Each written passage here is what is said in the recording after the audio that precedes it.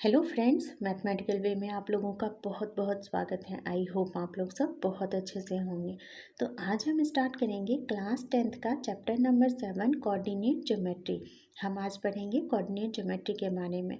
तो coordinate geometry के बारे में इससे पहले 9th क्लास में बेसिक्स आपने ज़रूर पढ़ा होगा कि आई होप कि आप लोगों को रिवाइज होगा।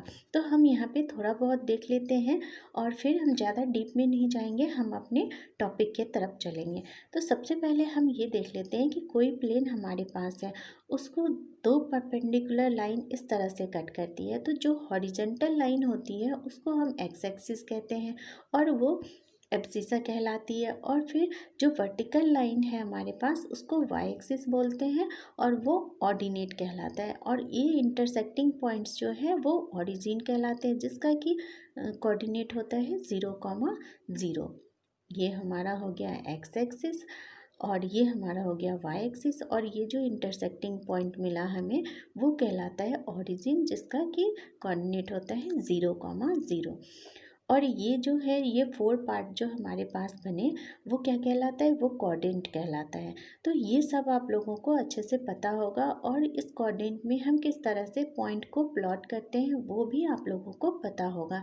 नेगेटिव साइन पॉजिटिव साइन हम कैसे प्लॉट करते हैं वो भी आप लोगों को पता होगा। और जब भी हम किसी पॉइंट का कोऑर्डिनेट लिखते हैं तो हम कैसे लिखते हैं, तो सबसे पहला जो पॉइंट का कोऑर्डिनेट आता है वो एक्स कोऑर्डिनेट आता है। उसके बाद हम क्या लिखते हैं, उसके बाद हम लिखते हैं वाई कोऑर्डिनेट। तो ये हमें ध्यान रहना चाहिए। तो ये सारे बेसिक्स जो है वो हमें अच्छे से आना चाहिए।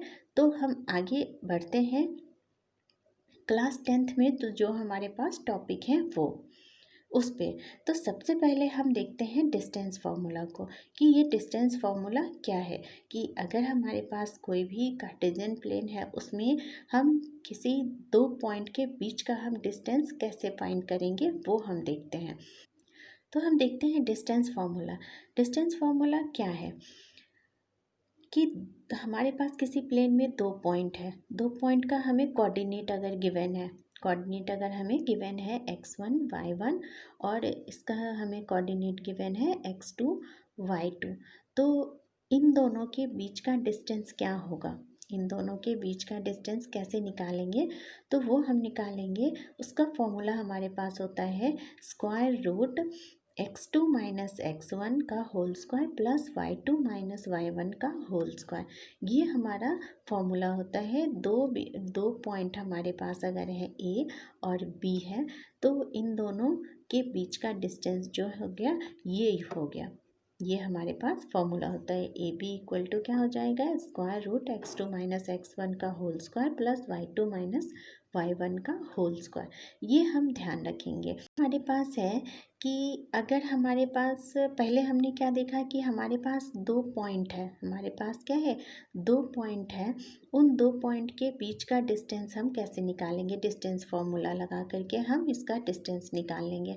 अब है कि हमारे पास की डिस्टेंस निकालना है पॉइंट पी का, कहाँ से, ओरिजिन से, ओरिजिन से निकालना है। तो कैसे निकालेंगे, उसका फॉर्मूला क्या होगा हम वो देखते हैं। तो हम यहाँ पे देखते हैं ये हमारा पास क्या है, ओरिजिन है, इसका कोऑर्डिनेट क्या है 0,0 है और यहाँ पे पी कोई पॉइंट है जिसका कोऑर्डिनेट है x, y। अब इनके बीच का हमें क्या निकालना है, डिस्टेंस निकालना है। तो हम कैसे निकालेंगे, तो ओ पी इक्वल टू हम क्या लिखेंगे, स्क्वायर रूट x2 माइनस में x1। तो यहाँ क्या हो जाएगा, x माइनस 0 का होल स्क्वायर हो जाएगा प्लस यहाँ क्या हो जाएगा, y माइनस 0 का होल स्क्वायर हो जाएगा। तो ये क्या आ गया, ये सॉल्व करके आ जाएगा एक्स स्क्वायर प्लस में वाई स्क्वायर। ये आ जाएगा ओरिजिन से उस पॉइंट का डिस्टेंस, उस पॉइंट का डिस्टेंस हो जाएगा। तो ये हम ध्यान रखेंगे कि जब भी हमारे पास आ जाएगा कि ओरिजिन से हमें डिस्टेंस निकालना है तो हम ये फॉर्मूला यूज कर लेंगे। डायरेक्ट हम फॉर्मूला ध्यान रखेंगे और ये हम यूज कर लेंगे। अब डिस्टेंस फॉर्मूला के बेस्ड कुछ क्वेश्चन देख लेते हैं। तो सबसे पहला हमारे पास क्वेश्चन है, find the distance between the point A and point B, जिसका कोऑर्डिनेट हमारे पास गिवन है 7, 13 और 10, 9 है। 2 पॉइंट हमारे पास हैं ए और बी है, इन दोनों के बीच का डिस्टेंस हमें निकालना है और हमें कोऑर्डिनेट गिवन है। तो कैसे निकालेंगे, तो अभी हमने देखा डिस्टेंस फॉर्मूला हमने देखा, वो हम यहाँ पे लगा देते हैं। तो हम क्या लिखेंगे, ए बी इक्वल टू, हम क्या लिखेंगे, ए बी इक्वल टू हमारे पास क्या आएगा, square root x2 minus x1। अब हम इसको x2 मान लेते हैं, इसको y2 मान लेते हैं, इसको x1 मान लेते हैं और इसको y1 मान लेते हैं। तो हमारे पास क्या आ जाएगा, x2 माइनस x1 मतलब 10 माइनस 7, 10 माइनस 7 तो कितना आ गया 3, 3 का होल स्क्वायर हो जाएगा यहाँ पे प्लस में। उसके बाद 9 माइनस 13, 9 माइनस 13 तो यहाँ पे कितना हो जाएगा, -4 का होल स्क्वायर, क्या आ जाएगा, -4 का होल स्क्वायर आ जाएगा। तो यहाँ से आ गया 9 और यहाँ से आ गया 16, 4 4 जा 16 का स्क्वायर रूट, यहाँ से कितना आ गया, स्क्वायर रूट 25। आंसर क्या आ जाएगा, 5 यूनिट आंसर आ जाएगा। ये हमारे पास क्या आ गया, इसके बीच का डिस्टेंस आ गया, 2 पॉइंट के बीच का डिस्टेंस आ गया। आई होप समझ में आ रहा होगा। नेक्स्ट हमारे पास क्वेश्चन है, prove that the point A B C are the vertices of isosceles right angle triangle, find the area of this triangle. हमें बताना है कि ये जो हमारे पास पॉइंट है ए बी सी वो क्या है, आइसोसेल्स राइट एंगल ट्रायंगल के वर्टाइसेस हैं। तो आइसोसेल्स ट्रायंगल कैसे होते हैं, तो जिसके 2 साइड इक्वल होते हैं वो कहलाता है आइसोसेल्स ट्रायंगल। तो अब हमें ये भी प्रूव करना है कि वो राइट एंगल ट्रायंगल भी होगा। तो राइट एंगल ट्रायंगल के लिए क्या होना चाहिए, 1 एंगल 90 डिग्री क्या होना चाहिए, और क्या कंडीशन है, और कंडीशन है कि ये परपेंडिकुलर और बेस के स्क्वायर का सम किसके इक्वल होना चाहिए, तो हाइपोटेन्यूस के स्क्वायर के इक्वल होना चाहिए। तो ये कंडीशन अगर फुलफिल हो जाता है तो हम कह सकते हैं कि ये ए बी और सी जो है वो वर्टाइसेस हैं आइसोसेल्स राइट एंगल ट्रायंगल के। तो हमें ये प्रूव करना है, तो हम कैसे प्रूव करेंगे, तो हम इस ट्रायंगल को ले लेते हैं, इसके पॉइंट को ए ले लेते हैं और ये हमारे पास क्या है, बी है और ये हमारे पास सी है। तो हम सबसे पहले ए बी निकालेंगे। अगर ए बी इक्वल टू आ गया बी सी के तो ये क्या है, आइसोसेल्स ट्रायंगल हो जाएंगे। और फिर जब हम बी का स्क्वायर ए बी का स्क्वायर प्लस बी सी का स्क्वायर करेंगे तो वो क्या आना चाहिए, ए सी के स्क्वायर के इक्वल आना चाहिए, तो वो हो जाएंगे राइट एंगल ट्रायंगल। तो हमारा ये प्रूफ हो जाएगा। तो हम यहाँ पे देखते हैं, हम A B square equal to क्या लिखेंगे, A B square equal to, तो हम डिस्टेंस फार्मूला यहाँ लगा देते हैं। डिस्टेंस फार्मूला क्या आ जाएगा, तो A B square equal to क्या हो जाएगा, 1 माइनस में -3 तो क्या हो जाएगा, 4, 4 का स्क्वायर आ जाएगा यहाँ पे। फिर प्लस -3 0 का, तो 3 का स्क्वायर हो जाएगा यहाँ। तो यहाँ से क्या आ गया, 4 4 जा 16 और प्लस 3 3 जा 9 तो ये हो गया 25। आंसर क्या आ गया हमारे पास, 5। 25 का स्क्वायर रूट क्या आ जाएगा, 5। इसी तरह से बी सी निकालेंगे। तो बी सी कितना आ जाएगा, 4 माइनस में 1 3 का स्क्वायर और 1 माइनस -3 तो ये 4 बन जाएगा। तो इसका आंसर भी हमारा क्या आएगा, बी सी का हमारे पास 5 ही आएगा आंसर। तो A B equal to B C आ गया हमारे पास, मतलब कि ये आइसोसेल्स ट्रायंगल है। अब फिर हमें प्रूव करना है कि ये राइट एंगल ट्रायंगल भी है।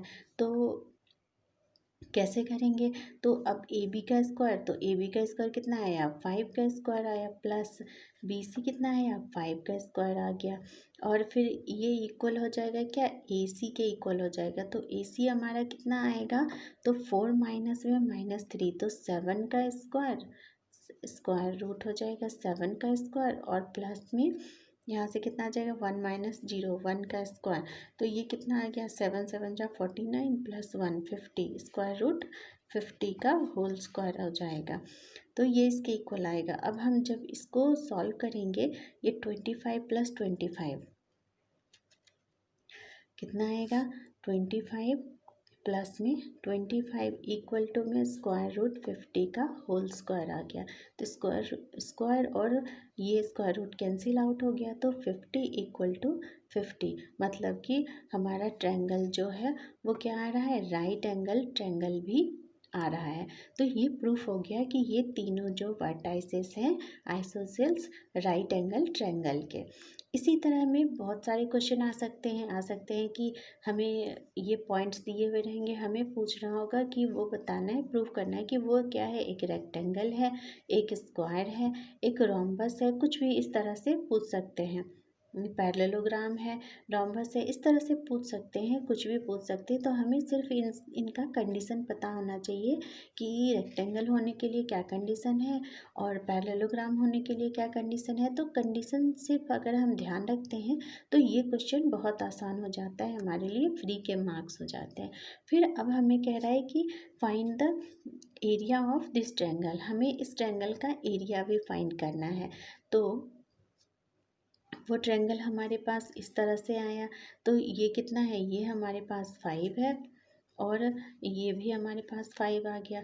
तो अब परपेंडिकुलर भी 5 है और बेस भी 5 है और एरिया का फॉर्मूला क्या हो जाएगा, एरिया का फॉर्मूला होता है हाफ इंटू बेस इंटू में हाइट। तो हाफ इंटू बेस कितना है 5 और हाइट कितना है हमारे पास 5, तो ये कितना आ गया 25/2, मतलब ये 25/2 कितना हो गया, स्क्वायर यूनिट हम कह सकते हैं, क्योंकि ये एरिया है तो स्क्वायर यूनिट इसका ये आंसर आ जाएगा। आई होप आप लोगों को समझ में आया होगा और वीडियो अच्छा लगा होगा। आज का वीडियो हमारा यहीं तक का था, आई होप अच्छा लगा होगा। तो अगर अच्छा लगा है तो प्लीज़ लाइक करिए और अपने दोस्तों में से शेयर करिए। और अगर आप मेरे चैनल पर नए हैं तो प्लीज़ चैनल को सब्सक्राइब कर लीजिए और बेल आइकन को भी प्रेस कर लीजिए, जिससे मेरे आने वाले वीडियोज़ का नोटिफिकेशन आप तक जल्द से जल्द पहुँच पाए। Thanks for watching.